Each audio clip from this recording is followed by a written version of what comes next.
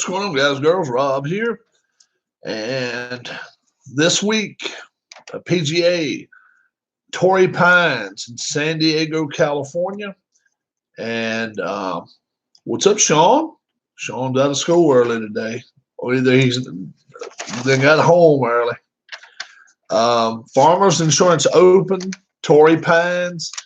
And the opening line for the weekend is Rory McIlroy is the favorite. Probably should be. He's number one player in golf, I think, right now. But are there some players that if you're going to bet, he just got out of school. Okay. Are there some players that you want to bet? There's some odds right here. Mickelson actually is 100-1. He's like 70th down the list. So he's not even probably supposed to even make a cut this weekend, which would be almost unheard of. But we'll see. Phil did not have a good 2019 at all, and I do not expect him to win this weekend. But there are some guys. The top 10, I see, and I immediately look at Justin Rose at 16-1. Well, last year I see 2019 champion Justin Rose. I heard about that fight, Kansas State. It's going to be a lot. It's going to be a lot going on about that before it's over with. Kansas is going to lose some players over it. And it doesn't really matter about Kansas State, but Kansas top 10 team in the country. They're going to lose some players over that. But Justin Rose wins last year over Adam Scott. Sets tournament records. I'm doing pretty good, and they he is, to me, 16-1 is a little low. Rose can putt. Rose can hit the ball a long ways. He doesn't have a real big hole in this game. If it is a hole in this game somewhere, it may be chipping around the greens. He's not the best at that, but he's not terrible at it. If you want another one in the top 10 that I like this week, it's not, John Rahm, obviously, he won here in 2017. I just don't like his putting style that much. I like Gary Woodland here. Gary Woodland, very good from tee to green, and Tiger is playing this week. Yeah, Tiger's actually third at 11-1. Tiger hasn't played in so long, though. That's the thing. Tiger, you got to worry about rust, and that's going to bring me up to another golfer in just a minute. Rust, because there's a guy that probably should be head and shoulders favored this week, and he's not, just due to the fact he's been injured so much in the last 18 months. But Gary Woodland, I think I'm not going to say a safe pick at 25-1. You're not going to make a killer amount of money on him, but I like him. I like picking him this week. The second 10, Jason Day, 40-1. Jason won in 2018 and won in 2015, and he's got a couple of top fives in there, but a couple of missed cuts as well. I have not heard whether the wind's supposed to be up this week or not. They start tomorrow. They tee off tomorrow on the Golf Channel. Four-day tournament, so I'll be out of town for a couple of the days. I'll be here Thursday and Friday, be able to kind of keep up with it and see what's going on. But we'll see what's happening with it. I'll be keeping up with it. But Jason Day, like I say, 2018 wins, 2015 wins, and some of the same people stay around at the top of the leaderboard there, and Day is one of them. Morikawa, he is he's kind of interesting this week. He's teeing off and going to be in the same group with Tiger Woods Thursday and Friday. If I liked Morikawa before the week started, this right here shies me away from it big time. Our average group on Thursday and Friday has let's say 300 to 400 people following him along. May not even be that many, an average group. Tiger Woods will probably average anywhere from 8 to 12,000 people following his group, even on Thursday. And with Morikawa, his lone win was last July, 58th ranked in the world, moving. I mean, he's just jetting up the ranks. It'd be a great time to show off what you can do, but I just think it's just so much pressure on the kid. I really do. Morikawa, I would have liked him in a lot of instances. This week, I don't like him due to the fact Tiger Woods will be in the same group with him Thursday and Friday. Now, depending on how they play, he could be out in front of Tiger over the weekend. Another thing, they're playing two courses. They're playing a north course and they're playing a south course. And which one gives you the advantage? Well, definitely the north course gives you the advantage. It's almost 450 yards shorter over 18 holes. And if you think that doesn't really mean a lot, when you lengthen some holes 30 and 40 yards, it makes a difference. And that's averaging about 20 to 25. I did enter zone. Sean D was just talking about it. Yep. And they're gonna have the NCAA sanctions up. They're gonna have a lot going on about that. But Morikawa, any other time, I would have been all over Morikawa. 30 to 1. I don't like him this week. Jordan Spieth. Jordan Spieth is 50 to 1. Yeah, I realize he had a bad 2019. President's Cup wasn't the best, but he didn't play terrible. He would, he wouldn't be a bad guy to maybe put $2 on or $4 on if you wanted to, where he had to stay in the top 20 all the way through the tournament. Maybe you might be able to win yourself $100 that way. He's normally very, very good out west, and he's putted those greens out in Torrey pretty good in the past. Never won, but he's a guy that I think could be a dark horse here. Brandt Snedeker, 45 to 1. Brandt Snedeker has been the number one putter on tour. What? I mean, and he's may not always be ranked number one, but hell, do we want to talk about rankings?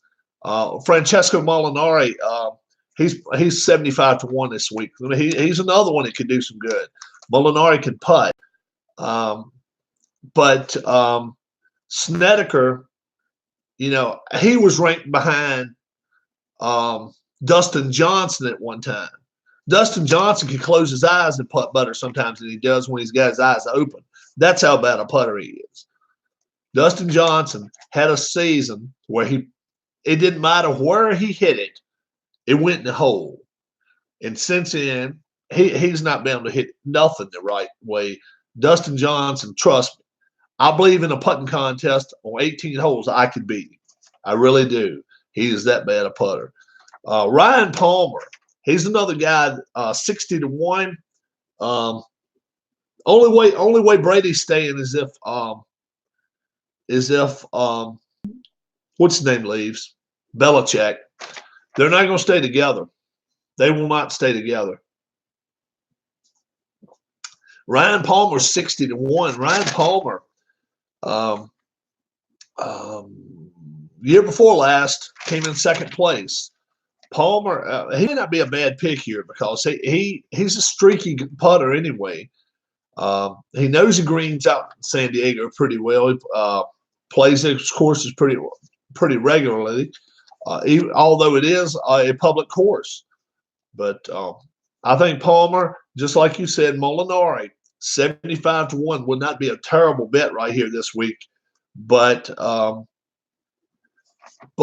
Woods at 11 to 1, it all depends on tomorrow for him. He's on the north course tomorrow, the short course, okay? He only gets to play it once. North and South, they'll switch it up on Thursday and Friday. So Tiger Woods will play the North course on Thursday. That means he's going to be playing the tougher South course on Friday. I mean Thursday and then Friday.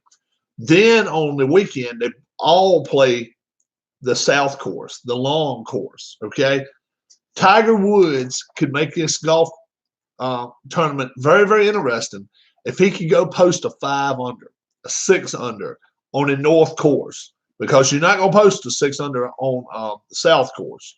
That course, trust me, you go out and shoot in the 60s, even 69, 3 under, you've done something. You really have. I mean, 13 under won a tournament last year. He can do everything he wants to bring back, but it's if Belichick and him, both of them won't be there. I don't know which one's going, but one of them won't be there. Kraft said in a month, 3 weeks ago, he wanted him back, but Brady's free agent, so he can do what he wants to. If you want a couple of dark horses this week, maybe Matsuyama and Schauffele, 16 and 18 to 1. Not really dark horses because they are favorite. They don't want to be around each other anymore. They're tired of each other. Belichick and Brady. They won't. That's not going to work anymore. That's played its course. So if Brady comes back, I guarantee you Belichick leaves. He won't stay. That's why I say Brady. I still say Brady leaves. I still say Brady is going to be the one that leaves, but we'll see.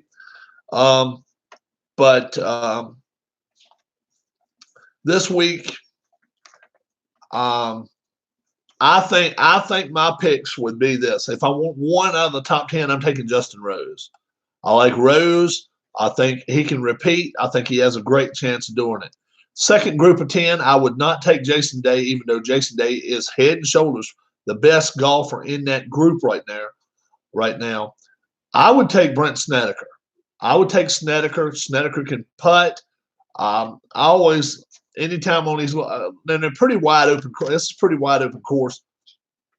He's not the longest of players, and that might make a difference for him. But I like Snedeker here.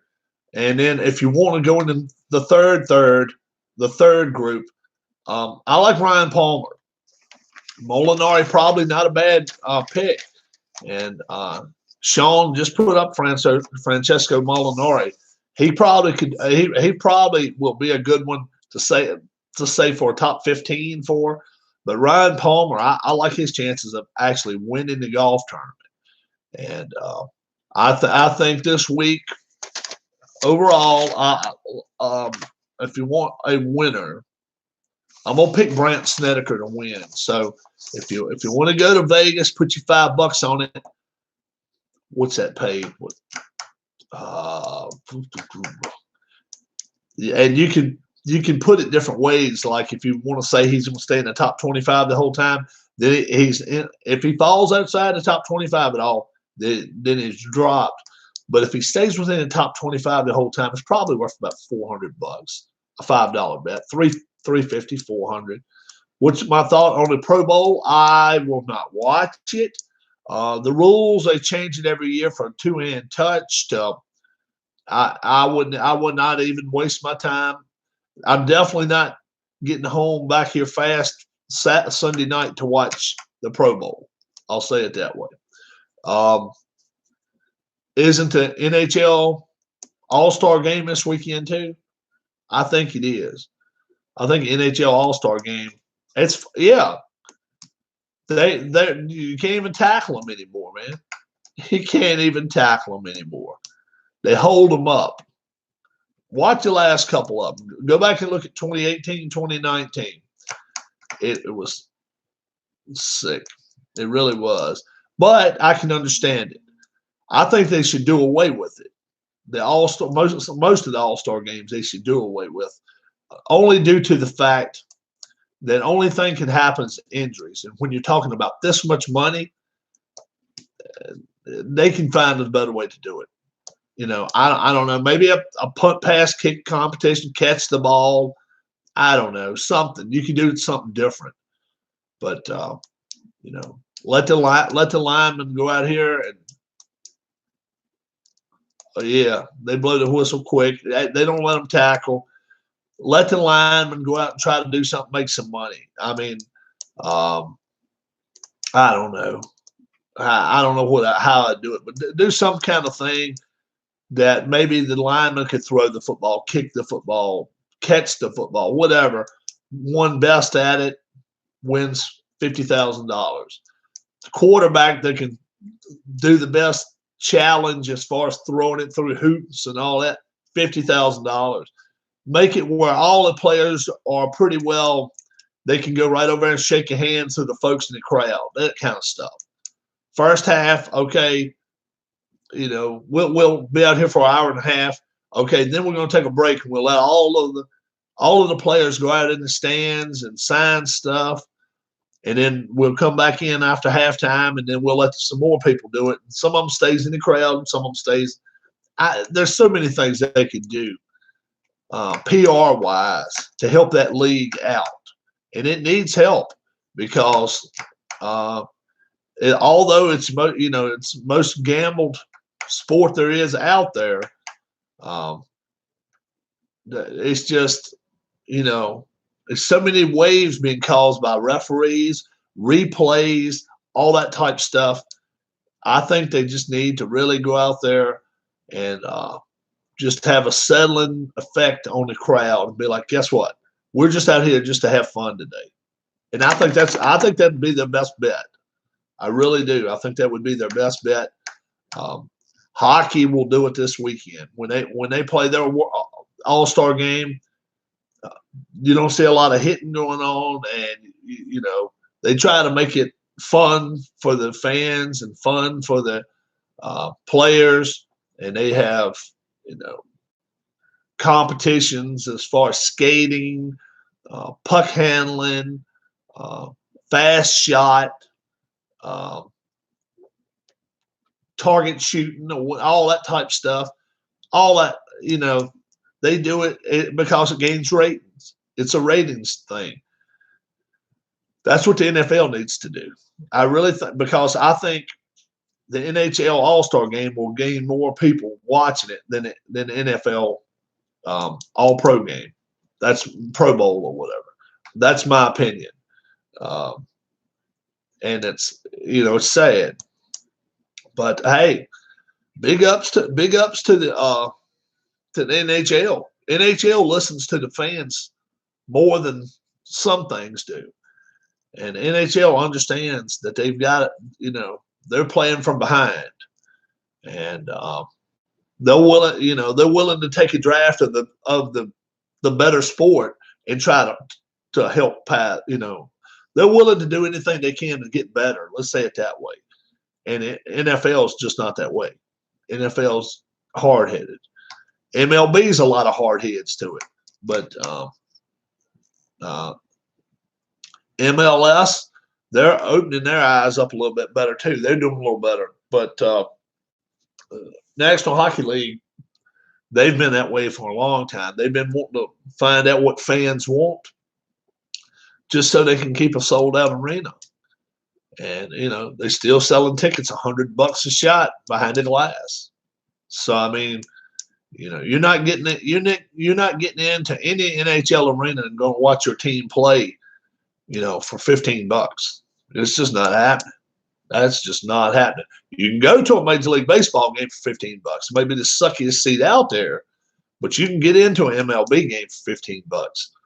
But not a hockey game. You're not getting into a hockey game for $15. Not even the rafters. Not all the way at the top. You're not going to sit in there for $15. You're just not getting it. MLB, depending on where you go to Cincinnati, go to Pittsburgh, go to Tampa. I can name a few other places. Arizona. You can go in there and for $20 have a darn good seat. You go to Philly. That's one of the toughest seats there is to get. And I'm not saying that just because I live there. Trust me, You go to Philadelphia and not buy a seat ahead of time, you may not get a seat. It's because the front office is, got some stars playing for the team. Um, Washington, you can still go get a ticket there. Even Baltimore, you can get a ticket there. Yankees, not so quick. Boston, not so quick. Philadelphia, not so quick. Dodgers, not so fast. But it's only like 5 or 6 teams. It's only the 5 or 6 teams in the major leagues that you can't just drive up to the gate and go get a ticket.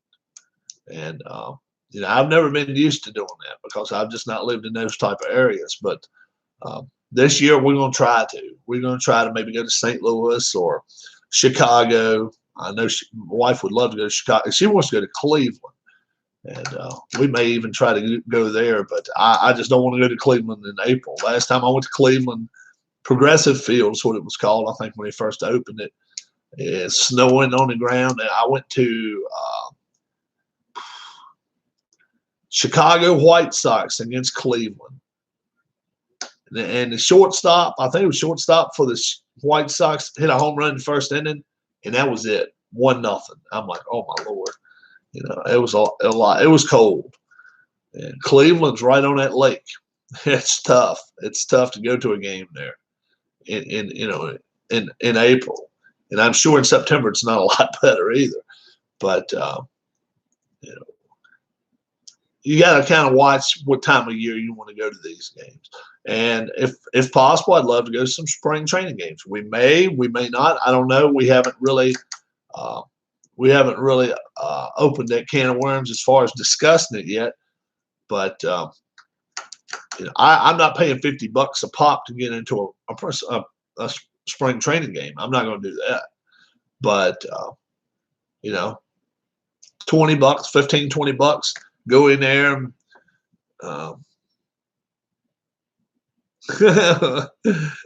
Went to Pittsburgh and this beer fries. I've never been, never been to Pittsburgh. Been all around the city, but I've never been in this city of Pittsburgh.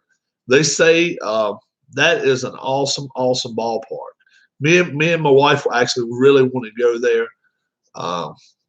We were actually big fans of Andrew McCutchen before he came to Philadelphia. No lie. We really, really were fans of his.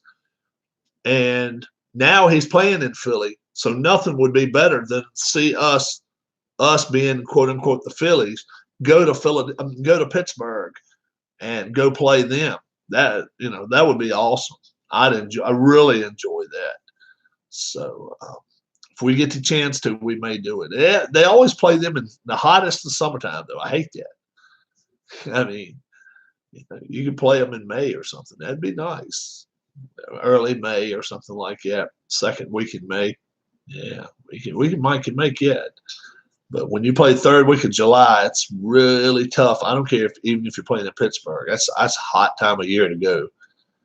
And I would almost rather put up with the cold weather than I had the hot weather. I just can't stand it when it's 95 out there, 100 degrees. It is hard to take. That is hard to take. But yeah, we only went to one game last year. We just went to the game where I got, the World Series ring, and that was in May, early May last year. We enjoyed it, but Phillies lost. Phillies lost to the Nationals. In fact, yeah, Nats beat them.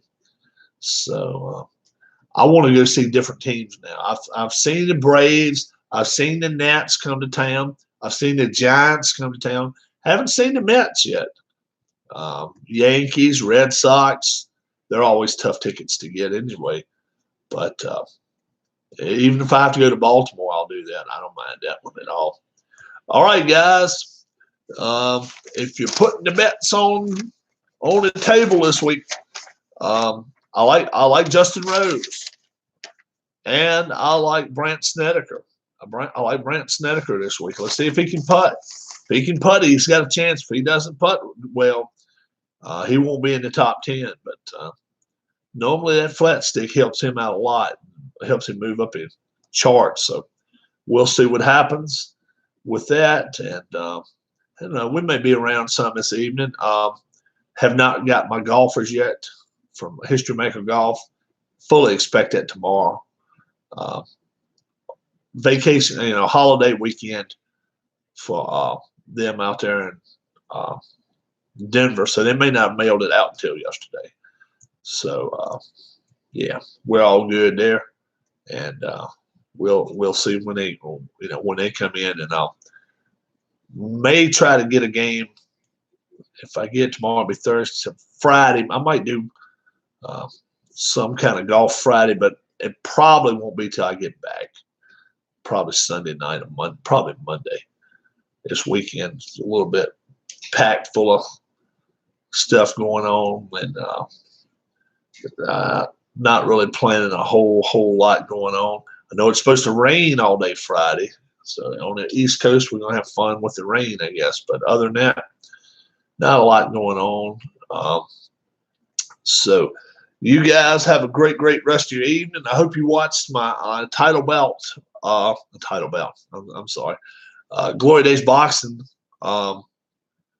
yesterday. I had a Marciano Patterson fight, and I don't know why I did it, but before the fight I kept saying, well, I've got another fight right here, and at the edge of my fingers in case this one doesn't last long. I must have known something, because that one didn't last long. That one didn't last long at all. And then I got my my lightweights out. Much, I'm not going to say a much better fight, but a longer fight, and a couple knockdowns in that fight too. So if that's your thing, it's always fun to kind of, yeah, man, have a good one, Sean. So it's always fun to have some knockdowns and all. I've still got the middleweights coming up. I'm gonna probably have that the next day or so, the middleweights. So I'm looking forward to doing that. That's only gonna be an 8-rounder. So so far both my champions have prevailed. So let's see if we get ourselves a new middleweight champion. We could, and it could be interesting. Greb may give him a little bit of work for his money, but we'll see what happens there. I'm gonna take off. I think I'm gonna watch a little bit of the Premier League. Man United. I don't even know who they're playing, but I hope they lose, whoever they're playing. And you guys have a great rest of your evening. If I don't see you anymore, God bless. Take care, and we'll be back on the next day or so. Thanks a lot, guys. Bye-bye.